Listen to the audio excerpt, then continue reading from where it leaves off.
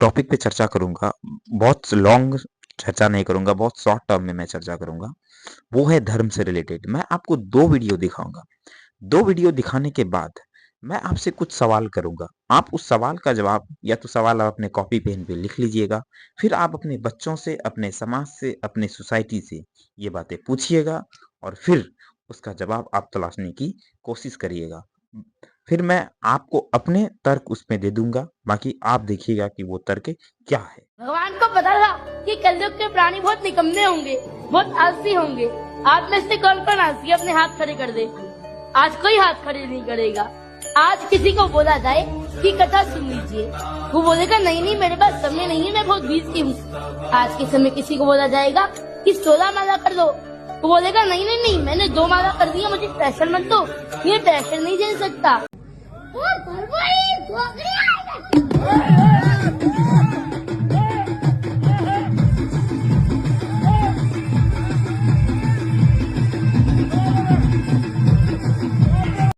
बच्चे हैं, एक बच्चे हैं लगभग, छोटे बच्चे हैं, लगभग 7-8 साल के बच्चे होंगे, और एक बच्चे अभिनव अरोड़ा है।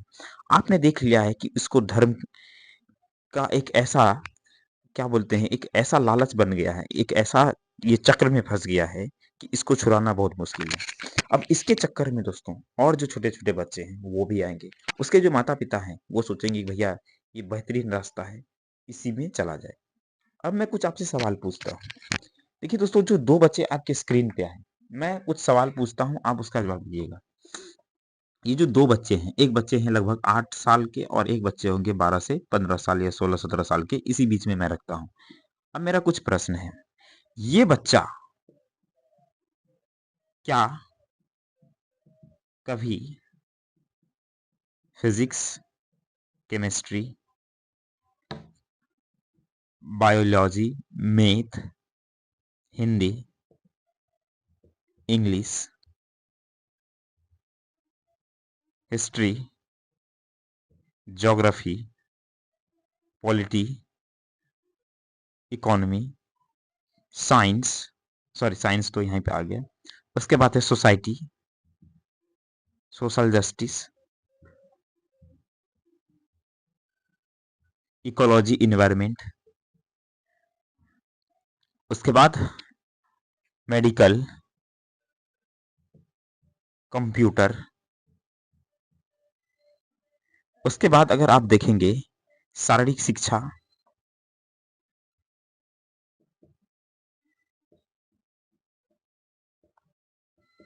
मानसिक शिक्षा,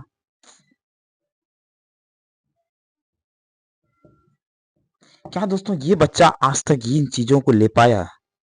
अगर मुझे बता दीजिए, क्या अगर ये चीजें ये ले पाया है तो मुझे बता दीजिए कि क्या ये बच्चे आगे चल के विकसित हो पाएगा इसका दिमाग? इसको पता होगा कि ग्रेविटी क्या है, अर्थ क्या है, अर्थ किस तरीके से दिन रात क्यों होते हैं? इसको क्या पता है कि फिजिक्स क्या है, फिर केमिस्ट्री क्या है, बायोलॉजी क्या है? इसको ये ज्ञान होगा कि कंप्यूटर क्या होता है, कंप्यूटर में जो लगे कीबोर्ड हैं वो क्या होते हैं, सीपीयू क्या होते हैं, मदरबोर्ड क्या होते हैं, मॉनिटर क्या होते हैं? इसको क्या पता है आज तक? इसको ये पता चलेगा कि मेडिकल साइंस क्या होता है? ये फिर वही उल-जुलूल बातें करेंगे, ठीक है? कि ये फलना ऐसे हो रहा है, भगवान ने ऐसे टक्कर मारा, अल्लाह ने ऐसे टक्कर मारा, इसने ये टक्कर मारा। क्या इसको इस चीज़ों का ज्ञान होगा इन बच्चों को? नहीं होगा। क्या वो कभी ग्राउंड पे जाके कभी बैट उठा के खेलेगा? कभी वो ग्राउंड पे जाके दौड़ेगा? जो बच्चों की मानसिक स्थिति, शारीरिक स्थिति और आंतरिक स्थिति जिसकी विकसित नहीं होगी, क्या वो तर्क कर पाएँगे? क्या, मैं सीधा पूछता हूँ, इन बच्चों के लिए क्या फिजिक्स, केमिस्ट्री, बायोलॉजी, इकोनॉमी मायने रखेंगे? क्या इसको पता रहेगा कि अर्थव्यवस्था क्या होता है? क्या इसको ये पता है कि नॉर्थ, साउथ, क्या भारत के जो संपूर्ण एरिया है, कौन-कौन से राज्य, किस-किस राज्य की क्या-क्या विशेषता है, क्या ये बात बता पाएँगे? नहीं बता पाएँगे। कौन से राज्य की क्या इकोनॉमी है ये बता पाएँगे? नहीं बता पाएँगे। क्यों? क्योंकि वो पढ़ा ही नहीं है।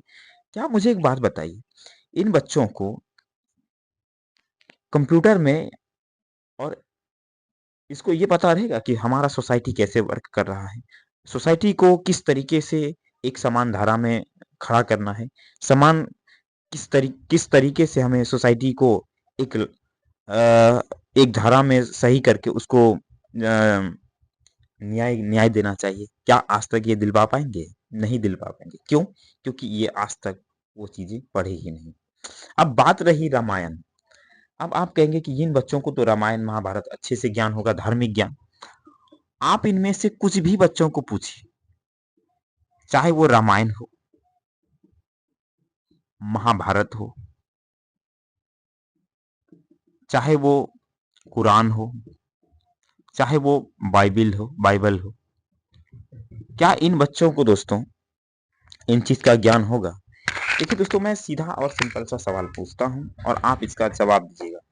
अगर आप इसको देखते हैं, इसके बातों को जब आप जरा ध्यान से सुनिए और उस चीज को जब आप इंटरनेट पे जाके वेरीफाई करिए, देखिए कितना डिफरेंस होता है।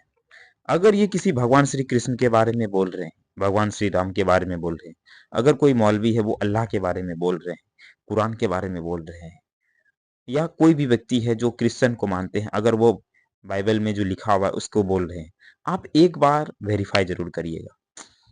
मैं भी रामायण पढ़ा हूँ। मैं दादी के साथ, मेरी दादी रामायण पढ़ती है, वो रियल वाली रामायण पढ़ती है, तो मैं उससे सुनता भी हूँ। और मैं जो रामायण होता है वाल्मीकि जी का, जो पुराना वाला रामायण है, उसको मैं देखा भी हूँ, कई बार मैं देख चुका हूँ। भारत भी मैं कई बार देख चुका हूँ।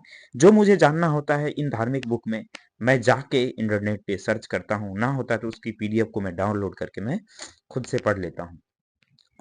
ये बच्चे दोस्तों धार्मिक चक्कर में आकर के ये समाज को उन ऐसे गड्ढों में धकेल रहे हैं। आप यकीन मानिए, ये सोसाइटी दोस्तों किस करवट लेगा, ये तो मुझे नहीं पता। अब दोस्तों, जो वर्तमान समय के बच्चे हैं, उसको जाकर के ग्राउंड में खेलना चाहिए। इन बच्चों को जाकर के पढ़ाई लिखाई करनी चाहिए। मैं ये कहता हूँ, सरकार से मेरा सीधा निवेदन है कि इन सारे बच्चों को हमारे देश में धार्मिक शिक्षा को भी अलाउ करना चाहिए। रामायण भी पढ़ना चाहिए, महाभारत भी पढ़ना चाहिए, हर एक बच्चे को कुरान भी पढ़ना चाहिए।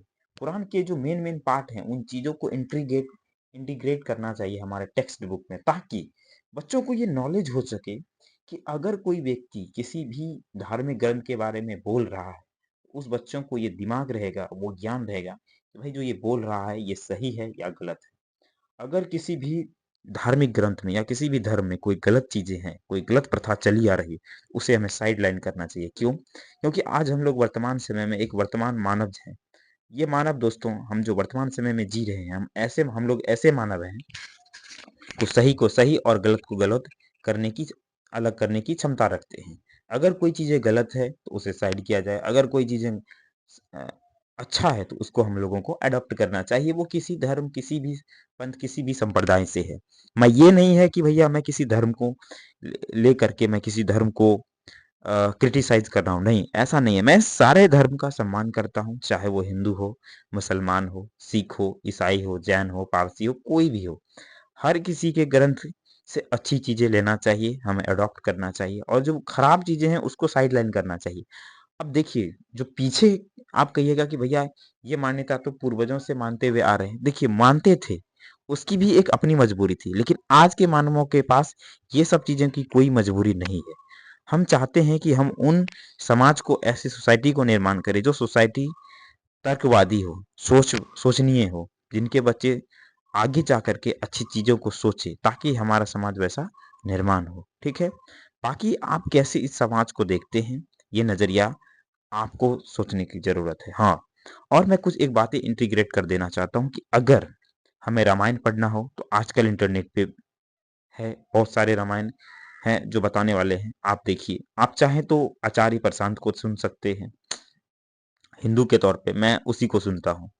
अगर कोई मुस्लिम में ऐसा मिलेगा तो मैं जरूर बता दूंगा, उसको सुनना चाहिए। लेकिन फिलहाल मेरे नजर में वो नहीं है, क्योंकि मैं अधिकतर उनको फॉलो करता हूँ, आचार्य प्रशांत को मैं सुनता हूँ, उसे उसकी सारी वीडियोस मैं देखता हूँ।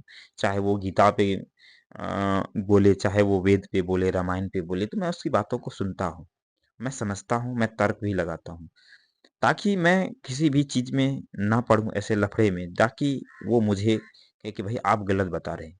तो मैं आप सबसे ये निवेदन करता हूँ कि कम से कम जो बच्चे धार्मिक शिक्षा ले रहे हैं, उसको सही शिक्षा मिले और सही चीजों का वो अनुग्रहण करे। अगर वो सही चीजों का ग्रहण नहीं करेगा तो वो आगे चल के जो उनकी जो मानसिक है, जो कट्टरता वाली मानसिक हो सकती है, तो हमें कट्टरता वाली मानसिक नहीं हमें पैदा करना है, हमें सोचनी मानसिकता वाली पैदा करना है, तर्क लगा सके वैसी मानसिकता वाले बच्चे निकले, ताकि वो भविष्य में अपने तर्क, अपने बुद्धि के माध्यम से वो चीजों को सही से अपने चीजों को प्रेजेंट कर सके, अपने समाज के प्रति वो उत्तरदायित्व वो रहे। ठीक है, मैं ये नहीं कहता हूँ कि आपको धार्मिक शिक्षा नहीं लेनी चाहिए। धार्मिक शिक्षा दोस्तों एक प्रकार का ये है कि हम अगर कोई गलत काम कर रहे हैं, तो हमारी धार्मिक शिक्षा से हम उन चीज़ों को धीरे-धीरे छोड़ दें। कोई बच्चा अगर गलत काम कर रहा है, तो धार्मिक शिक्षा दे कर के ये ज़रूरी है कि वो उस चीज़ों को छोड़ा जाए। बाकी आपकी राय क्या है कमेंट बॉक्स में ज़रूर दीजिएगा। अगर इस वीडियो में आपको कोई चीज़ किसी प्रकार का ठेस पहुँचा हो, तो मैं आप सबसे माफ़ी माँग लेता हूँ। बाकी बात धन्यवाद आप सबका तहे दिल से स्वागत है वीडियो देखने के लिए।